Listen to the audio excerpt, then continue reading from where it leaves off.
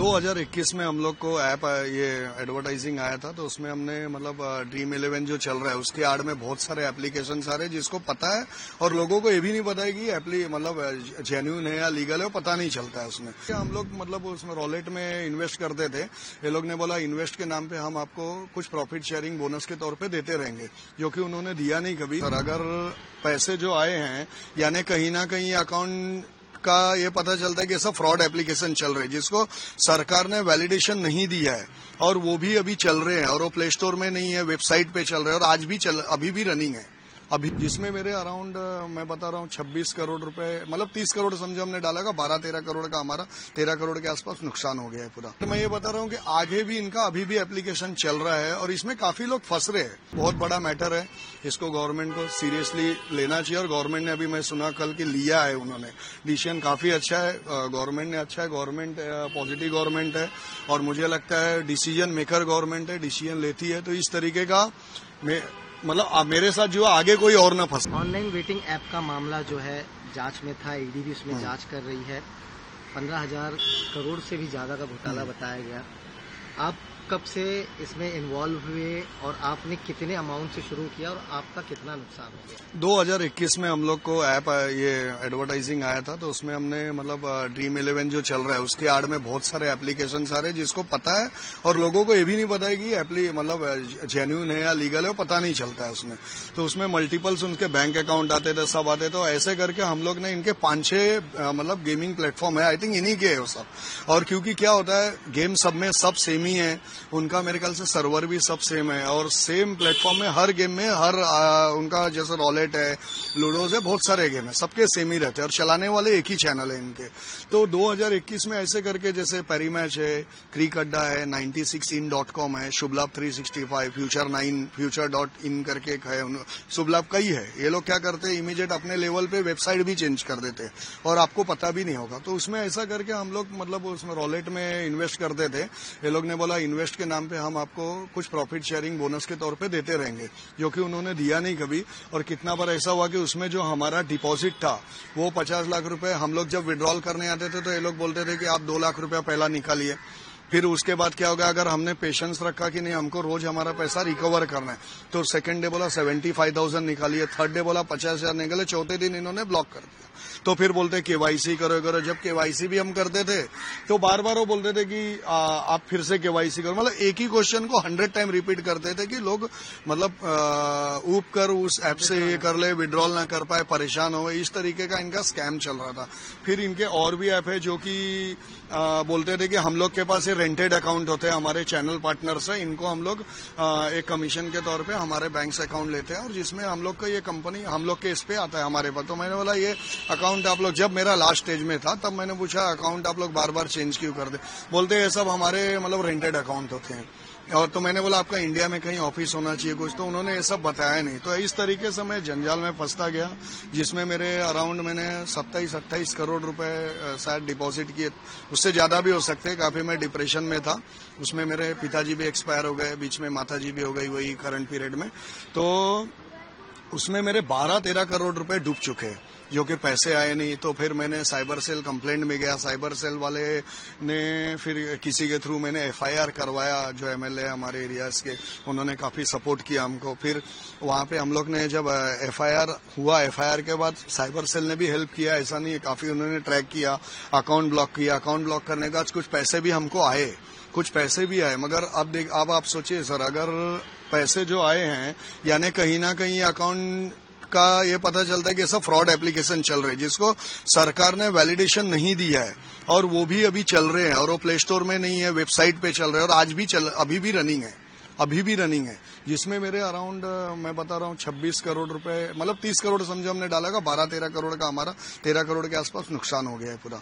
आप कह रहे हैं कि आपने ऑनलाइन वेटिंग में 30 करोड़ रुपए तक निवेश कर दिए थे जी। शुरुआत कितने से की थी? और शुरुआत 500 रुपए से हुई थी। यहाँ तक पहुंच गए? जैसे शुरुआत ऐसे होते 500 रुपए डाले, 500 से 1000 रुपए गए, 1000 से फिर उन्होंने 3600 रुपए दिए हमको, फिर उसके बाद 5000 डाले, 5000 डालने के बाद फिर 15,000 आए।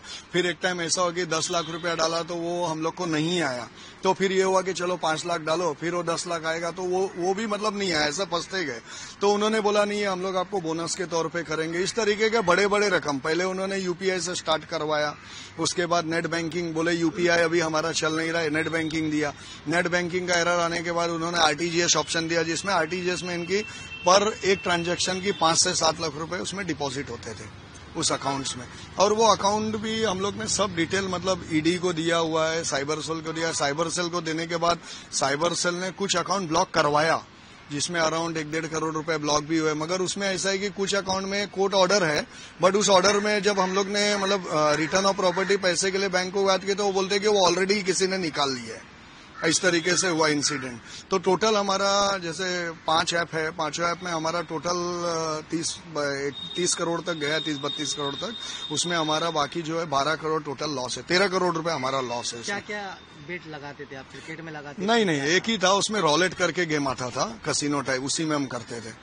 बाकी हम कोई ये नहीं करते, बाकी हमको नॉलेज नहीं था। रॉलेट का थोड़ा हमने इसी देखा, एज अ हौजी टाइप जैसे आता था, तो उसमें हम लोग का मतलब ये करते गए, तो उसी में हम फंसते चले गए काफी। महादेव ऐप का जो मामला है वो जांच में था, तो आप क्या कहीं कभी फोन आया था कि ऐसे ऐप से मैं बात? हाँ, बहुत बार आया था। वो मतलब वो क्या होते थे, वो लोग नाम मतलब ऐप का जले बोलते थे, पेरीमैच से बोल रहे, क्रिकेट से बोल रहे। कितने लोग तो पहले जो है उनका कस्टमर केयर मतलब व्हाट्सएप नंबर होता था, मगर वो बोलते थे इस पे कॉल करो तो कॉल ही नहीं लगता था। वो इंटरनेशनल नंबर या वर्चुअल नंबर जो भी होता होगा।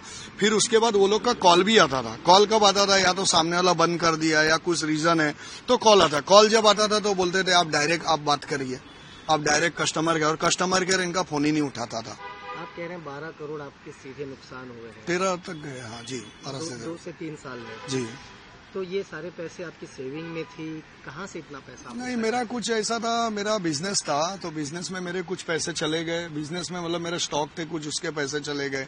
कुछ मेरे लोन्स थे वो भी मेरे तकलीफ में हो गए, वो भी चले गए। और कुछ मेरे जो पैसे थे वो भी काफी चले गए, मतलब काफी नुकसान हो गया मुझे। अभी पिछले दिनों आपको ईडी ने भी बुलाया था, ईडी ने किस मामले में? हाँ, ईडी ने सब उसी के लिए बुलाया था कि मतलब आपका ट्रांजैक्शन क्या है, वैलिड है कि नहीं, आपने जो ट्रांजैक्शन दिया है वो जेन्युइन है या ऐसे ही बोल रहा हूँ। उन्होंने पूछा आपने कैश दिया था क्या? हमने बोला कैश नहीं दिया था, हमने टोटल जो भी हमारा ऑनलाइन ट्रांसफर है पूरा डिटेल। और ईडी को हमने बाकायदा समरी, साइबर सेल, ईडी सबको हमने बाकायदा समरी बना के दिया है कि ये अकाउंट है, इस अकाउंट में इतना अमाउंट गया हुआ है। बाकायदा पूरा डिटेल एक्सेल सीट या जो भी उनको डॉक्यूमेंट चाहिए थे सब प्रोवाइड किए हुए। तो ईडी ने भी भरोसा दिया है, साइबर सेल भी अपने साइड से काम कर रही है।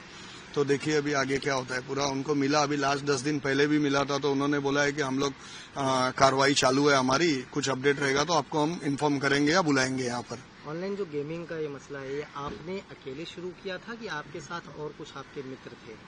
नहीं, मैं अकेले ही चालू किया था। यानी आपका अकेले का 12 से 13 करोड़? हाँ, यस, ऐसा अकेले ही गया था अकेले। उसमें अब कैसा है, जैसे कुछ मेरे बैंक के लोन थे वो फंस गए मेरे, या कुछ मेरा बाकी लोग से पैसा भी बाकी है, जैसे मैंने किसी से कर्जा लिया, कुछ लिया, वो भी देना बाकी है। इस तरीके से मैं फंसता गया। मतलब मेरा 3 साल पहले का लाइफ बहुत अलग था और 3 साल के बाद का लाइफ बहुत अलग खराब हो गया काफी। और वो अभी वो मैं ही जान रहा हूँ, अब मुझे वो पता है क्या तकलीफ है क्या नहीं। बट मैं कंप्लेंट जब जाता था तो लोग थोड़ा बिलीव नहीं करते थे, लोग बोलते थे आप ही की गलती है। मैंने बोला यार मेरी गलती है, 100% मैं मानता हूँ मेरी भी गलती है। मैं लालच में फंस गया, किसी कारण में इन्वेस्टमेंट के तौर पे उनके बोलने पे मैं फंस गया। बट मैं ये बता रहा हूँ कि आगे भी इनका अभी भी एप्लीकेशन चल रहा है और इसमें काफी लोग फंस रहे हैं। मैं उनको बोला ये अकाउंट आप सोचिए जिसमें 2-2 करोड़ डिपॉजिट हो रहे हैं, 1-1 करोड़ हो रहे हैं, वो कहाँ से हो रहे हैं? आपने एक टाइम पे हैवी अमाउंट, एक सबसे बड़ा अमाउंट कितना ट्रांसफर किया होगा ऑनलाइन? पूरे दिन में?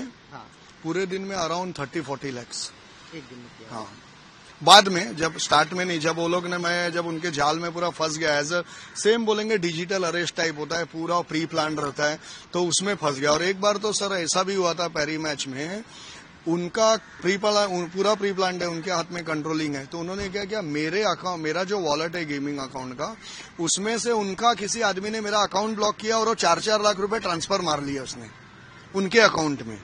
तो मैं उनको कितना फोन किया, नंबर किया, मेल किया, कुछ भी हुआ नहीं। फिर फाइनली 6-8 दिन बाद ऑटोमेटिकली वो अकाउंट रिलीज हो गया। मतलब इस तरीके का स्कैम है। और इसमें मैं आप बोलता कोई भी आदमी रहे, कोई भी इसमें फायदा होके नहीं निकल सकता है। ये सब टोटली फेक अकाउंट है। मैं भी मेरे तरफ से पूरा रिसर्च किया इसके बारे में। ये लोग क्या करते हैं, अगर समझो कोई भी हार भी गया है बंदा, उसको लगता है कि आज मैं 1 लाख रुपए हार गया, कल मैं 10-10 हजार करके कवर कर लूं 10 दिन में, वो होगा ही नहीं। ये लोग क्या करते हैं, एक बार अगर आपको माइनस में कर दिए तो आप रिकवर करने आएंगे तो इनको लगेगा कि सामने वाला अपना अगर रिकवर कर रहा है, उसको ये अकाउंट ब्लॉक कर देते हैं टोटली। उसका मतलब अकाउंट ही जो वॉलेट है वो ब्लॉक कर देंगे, सब कर देंगे, ताकि आप उनका कुछ नहीं कर सकते। और इनको बोलेंगे तो ये लोग basically WhatsApp call, direct call भी करते हैं अभी, और डायरेक्ट कॉल करते हैं, बोलते हैं हम लोग बाहर से, हम लोग का कुछ प्राइवेसी रहता है, ये रहता है। तो बाद में जब समझ में आने लगा इनका ऑफिसेज नहीं है, कई जगह पे इन्होंने बोला हमारा, कोई बोला अंधेरी में ऑफिस है, कुछ है।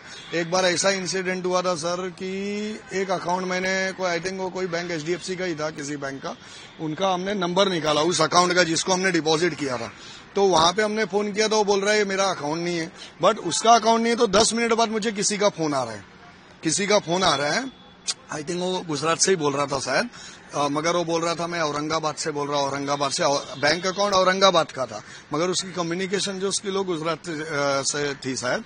तो फिर मुझे फोन किया, मुझे बोलने लगे आप जो करना है कर लो, हम लोग का कुछ होएगा नहीं, और हम लोग की मतलब पहुंच बहुत ऊपर है, ऐसा वैसा बोला अगर आप कुछ बोलेंगे तो आपको भी हम लोग देख लेंगे, ऐसा उन्होंने बोला। ये 100% है। और अभी जो मैं ये बता रहा हूँ, ये मेरे पास बुक है, ये बुक में अभी ये मेरे घर पर सोचिए कोई आके बुक दे रहा है और बोल रहा है आपके इतने अमाउंट है, ये मिल जाएंगे, आप इतना मुझे शेयर कर दीजिए, मतलब इस तरीके का। यानी वो आदमी हो सकता है वो बुक के बहाने मुझे देखने आया होगा कि मैंने कंप्लेंट डाला है। तो ये बहुत बड़ा मैटर है, इसको गवर्नमेंट को सीरियसली लेना चाहिए। और गवर्नमेंट ने अभी मैं सुना कल कि लिया है उन्होंने डिसीजन, काफी अच्छा है, गवर्नमेंट ने अच्छा है, गवर्नमेंट पॉजिटिव गवर्नमेंट है, और मुझे लगता है डिसीजन मेकर गवर्नमेंट है, डिसीजन लेती है। तो इस तरीके का मतलब मेरे साथ जो आगे कोई और न फंसे, और मैं चाहता हूँ कि मेरे को सरकार की तरफ से जस्टिस मिले, मेरा पैसा रिफंड मिले, तो ताकि मैं लोगों का जो भी है मैं देखे एक फिर से लॉयल इंसान बन सकूं। वो मेरा मेन रिक्वेस्ट है इसके लिए।